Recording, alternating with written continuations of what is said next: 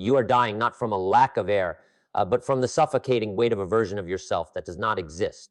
You sit in the dark, paralyzed by the shimmering ghost of a perfect life, a perfect career, and a perfect start, while the reality of your existence decays in the shadow of that very idealism. Perfection is not a standard, it is a clinical diagnosis of fear. It is the most sophisticated form of self-sabotage ever devised by the human ego, a golden cage that feels like a sanctuary but functions as a tomb. You tell yourself that you are waiting for the right moment, the right resources, or the right clarity, but the truth is far more sinister. You are using the pursuit of excellence as a shield to protect yourself from the vulnerability of being seen as a beginner. You have become a curator of potential rather than a creator of reality. Think of the architect who spends 40 years refining the blueprint of a cathedral, but never lays a single stone. He dies an artist in his own mind, but to the world he is nothing but a man who owned a very expensive pencil. This is the paradox of the perfect start. You believe that by aiming for the peak, you are showing ambition, but in the realm of psychology, you are actually exhibiting a deep-seated cowardice. You are afraid of the mess. You are afraid of the unpolished version of your soul being judged by a world that thrives on consumption. Jim Rohn once noted that the soil doesn't care how much you want the harvest. It only cares if you planted the seed. But you are still examining the seed for microscopic flaws while the season for planting quietly slips into the frost of winter. History is littered with the corpses of perfectionists who were outpaced by the imperfect men of action. Consider the brutal pragmatism of Machiavelli. He understood that power does not belong to the man with the best plan, but to the man who can navigate the chaos of the moment. While the scholar debates the ethics of a move, the prince has already conquered the city. The prince is messy, he is flawed, and he makes 1,000 mistakes, but he is the one holding the scepter. You, however, are still in the library, polishing your armor while the war is being won by men in blood-stained rags. There is a specific kind of arrogance in your delay. You believe you are too important to fail, too refined to be seen struggling. You have mistaken your paralysis for high standards, when in reality, it is nothing more than the vanity of the weak. But there is a deeper, more dangerous truth we haven't touched yet, a mechanism within your own brain that rewards you for the fantasy of perfection while punishing you for the labor of progress. When you visualize your perfect future, the body, the bank account, the impact, your brain releases a hit of dopamine. You feel the satisfaction of the win without the scar tissue of the fight. This is a cognitive trap. You are literally getting high on the idea of success, which drains the hunger required to actually achieve it. The man who accepts good enough for today and pushes forward is the one who eventually reaches the extraordinary. Progress is a jagged, ugly, and humiliating process. It is the artist's first charcoal sketch that looks like a child's scrawl. It is the entrepreneur's first product that breaks within an hour. It is the speaker's first presentation where his voice cracks and his palms sweat. The world sees the masterpiece, but the masterpiece is merely the final layer of 1,000 beautiful failures. The Stoics understood this better than anyone. Marcus Aurelius, the most powerful man on earth, didn't write his meditations for a public audience to admire his wisdom. He wrote them in the mud of a military camp, surrounded by the stench of death and the cold of the Danube.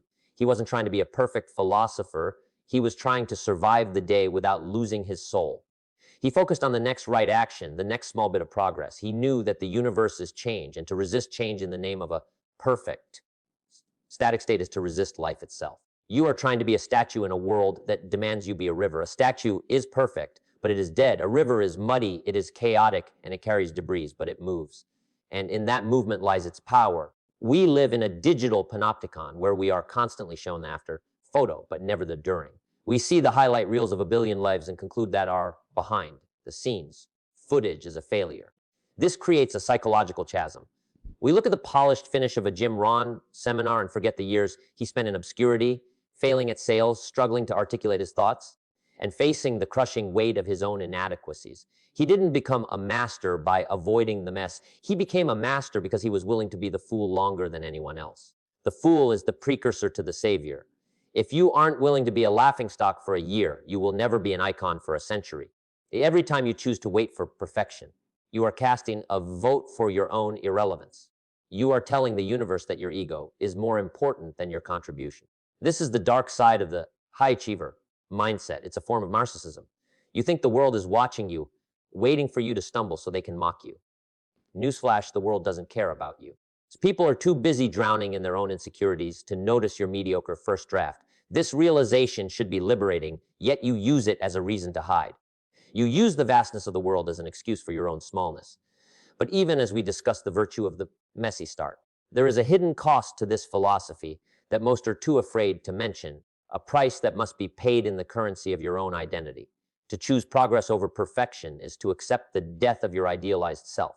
You have to kill the version of you that could be great and become the version of you that is mediocre. This is a psychic trauma. We cling to our potential because as long as it remains potential, it is infinite. Once we take action, it becomes finite. It becomes measurable. It becomes something that can be critiqued. Many choose to live in the infinite world of what if, because the finite world of what is feels like a prison. But the prison isn't the reality. The prison is the dream. The dream is what keeps you stagnant. The dream is what keeps you broke. The dream is what keeps you lonely. Jim Rohn spoke about the discipline of the few versus the excuses of the many. The many excuse themselves because the conditions aren't perfect. The few realize that conditions are never perfect. If you wait for all the lights to turn green before you leave your house, you will never start your journey. You must learn to drive in the dark, seeing only as far as your headlights reach, trusting that as you move forward, more of the road will be revealed. This is the essence of faith, not a religious faith, but a functional faith in the process of iteration. Consider the law of the harvest. You cannot bargain with the soil. You cannot say, give me a perfect wheat stalk and then I will plant the seed. You must give to the earth first in the form of labor, sweat, and the risk of a bad season. Only then, through the slow and imperfect process of growth, does the harvest appear. You are trying to skip the growing season because you find it aesthetically displeasing. You want the golden fields without the mud on your boots.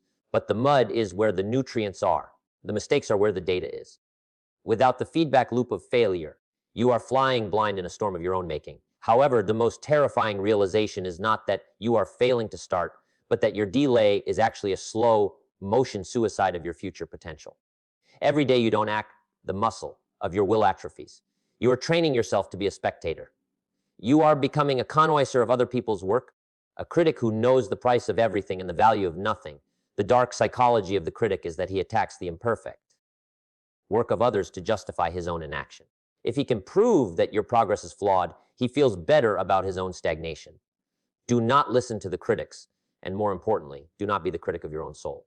The internal critic is a liar who speaks in the voice of your parents, your teachers, and your worst enemies.